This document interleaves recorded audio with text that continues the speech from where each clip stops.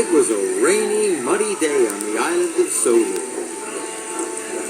Thomas was glad he didn't have to work in the mud like Miss Jenny's machines. The machines were digging foundations for the new dairy barn.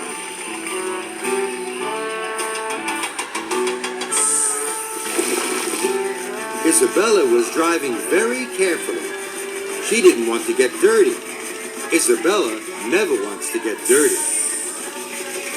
"Hurry up," rattled Alfie. "You always take the long way round." "I take the clean way round," puffed Isabella. Suddenly, Alfie's engine sputtered. "Help!" he cried. "I'm out of diesel!" The rest of the machines were running out of fuel too. Jack sputtered and stopped. "I can't even bounce my bucket," he said. "Without more diesel, we'll never finish this job on time," said Miss Jenny. The foreman had bad news. "The fuel truck's broken down," he said. "It can't bring the diesel." "I'll call Sir Topham Hatt," said Miss Jenny. "We need to get some diesel fuel to Miss Jenny," said Sir Topham Hatt. "Thomas, I want you to leave for Kronk Station immediately." "Yes, sir," chuffed Thomas. "It's a good thing you steamers don't use diesel," said Miss Jenny. "Isabella, I'm sending you to meet Thomas. So off with you, and be careful." Isabella gritted her gears and steamed off for Kronk Station. She was hoping she wouldn't get too dirty.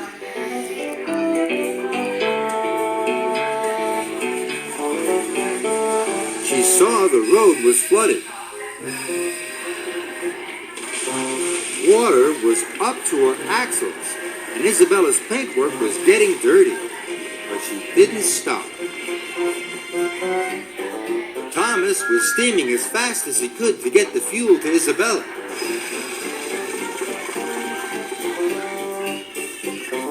Suddenly, Isabella saw a policeman. "Stop," he said. "There's been a mudslide. The road is blocked." Isabella knew Miss Jenny's machines were counting on her. "Then I'll drive across the field," she said bravely. Left the road and skidded across the muddy field. "Yuck!" she cried. Isabella was so dirty she didn't even look like herself. But she wouldn't give up.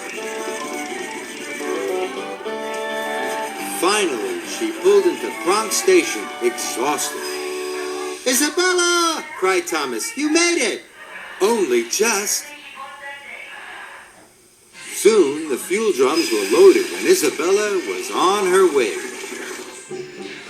By now, all Miss Jenny's machines were out of fuel.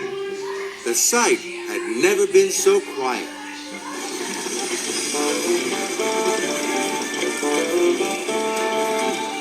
Isabella sloshed and splashed and struggled through the muddy water.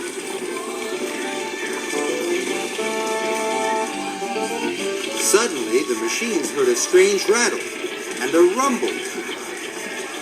The muddiest, grubbiest flatbed truck they had ever seen steamed through the gates. "Isabella!" cried Alfie. "You made it!" cried Miss Jenny.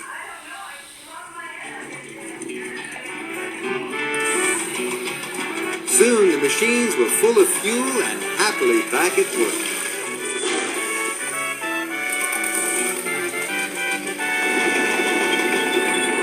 "You've been really useful," beamed Miss Jenny. "A job well done." "I knew she'd do it," boasted Jack. "You should be proud of yourself," Miss Jenny said. "I am," answered Isabella, "but I could use a